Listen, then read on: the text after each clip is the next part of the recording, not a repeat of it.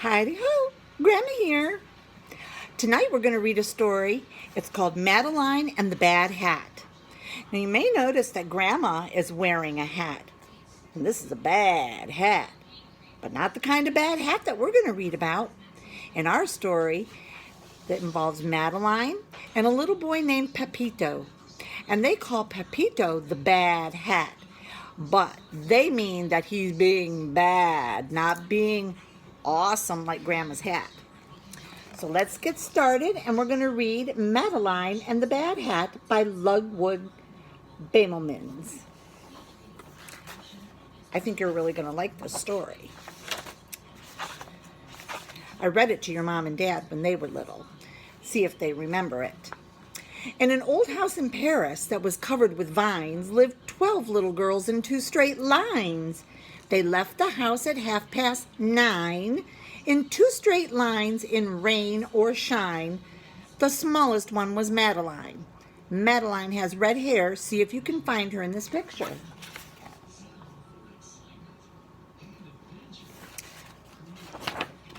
One day, the Spanish ambassador moved into the house next door.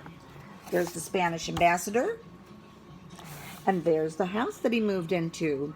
That's a pretty awesome house, huh? Look, my darlings, what bliss, what joy! His Excellency has a boy. So they're peeking over the wall, and they see a little boy. His name is Pepito. Madeline said, "It is evident that this little boy is a bad hat."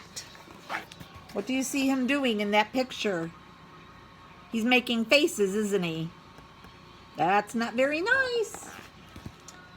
In the spring, when birdies sing, suddenly something went zing, causing pain and shock surprise during morning exercise. He shot something and hit one of the little girls in the butt. That's not very nice either. On hot summer nights, he ghosted.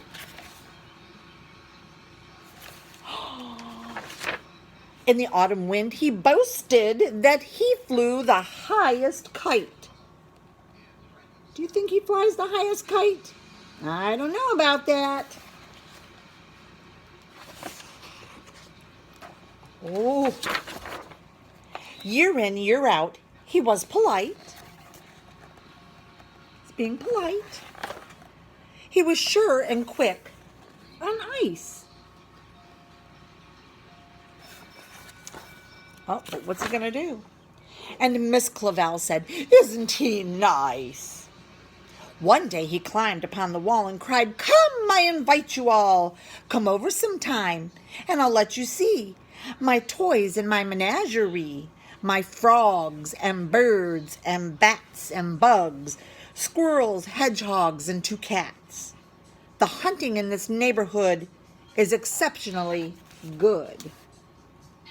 See, he's got a net to capture things with.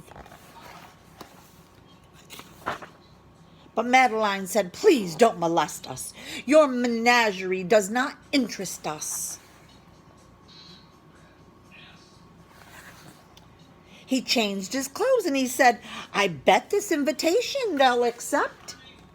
See, he's getting all dressed up all fancy. Madeline answered, "A torero is not at all our idea of a hero." The poor lad left. He was lonesome and blue. He shut himself in. What else could he do? See his fancy outfit? But they were not impressed. But in a short while, the little elf was back again in his old self. What is he doing in that picture? He's dumping water on that man? That's not very nice. Said Miss Clavel, "It seems to me he needs an outlet for his energy.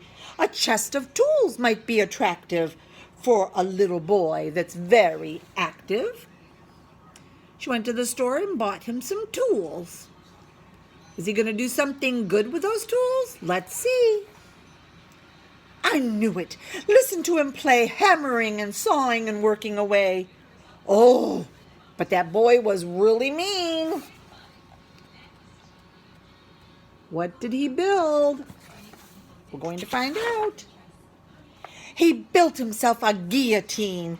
He was unmoved by the last look the frightened chickens gave the cook. See? He built a machine called a guillotine that chops heads off of the chickens. Oh no! He ate them roasted, grilled, and frito. Oh, what a horror was Pepito. One day, went out to take the air. Madeline said, "Oh, look who's there." Pepito carried a bulging sack. Oh, what's he got in that bag? We are going to find out. He was followed by an increasing pack of all the dogs in the neighborhood. See, all the dogs are following him. What has he got in that sack? That boy is simply misunderstood. Look at him bringing those doggies food. Do you think that's what he's doing? Do you think he's bringing the doggies food? Let's find out. He said, "Let's have a game of tag and let a cat out of the bag." There were no trees, and so instead, the cat jumped on Pepito's head. And now, just listen to the poor boy crying, "Oh, succours!" which you must cry if by any chance you're ever in need of help in France. Miss Clavel ran fast and faster to the scene of the disaster.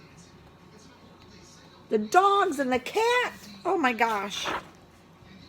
She came in time to save the bad hat, and Madeline took care of the cat. "Goodbye, Fido. So long, Rover. Let's go home. The fun is over." There was sorrowing and pain in the embassy of Spain.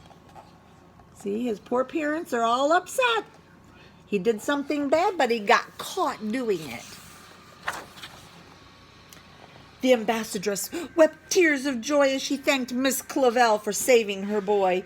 "Nothing," said the ambassador, "would cheer up poor Pepito more than a visit from next door. Only one visitor at a time. Will you go in first, Miss Madeline?" All right. So Madeline went in on tiptoe and whispered, "Can you hear me, Pepito? It serves you right, you horrid brat, for what you did to that poor cat." "I'll never hurt another cat," Pepito said. "I swear to that. I've learned my lesson. Please believe I'm turning over a new leaf." "That's fine," she said. "I hope you do. We will keep our eyes on you."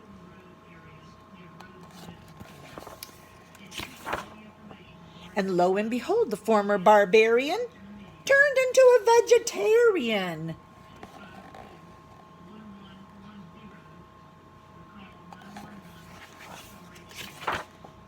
And the starling and turtle, the bunny and bat, went back to their native habitat.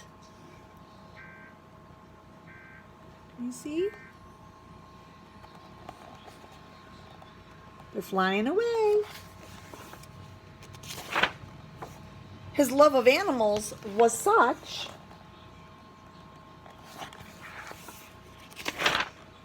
even Miss Clavel said, "It's too much." The little girls all cried, "Boo-hoo!" But Madeline said, "I know what to do." See, now he's making cages and catching the animals and putting them in cages. What's Madeline going to do? And Madeline told Pepito that he was no longer a bad hat. She said, "You are our pride and joy. You are the world's most wonderful boy." They went home and broke their bread and brushed their teeth and went to bed. See Pepito waving to them as they get ready for bed? And as Miss Clavel turned out the light, she said, I knew it would all come out all right. The end. So did you think Pepito learned his lesson? Or do you think he's going to still be a bad hat? Sometimes it's okay to do something mischievous every once in a while. But if you make a habit out of it, that's not good. You want to be a good boy and good girl so that your mom and dad are proud and that you won't be a bad hat like Grandma. I love you. Have a good night. And tomorrow night we'll have another exciting story. Mwah!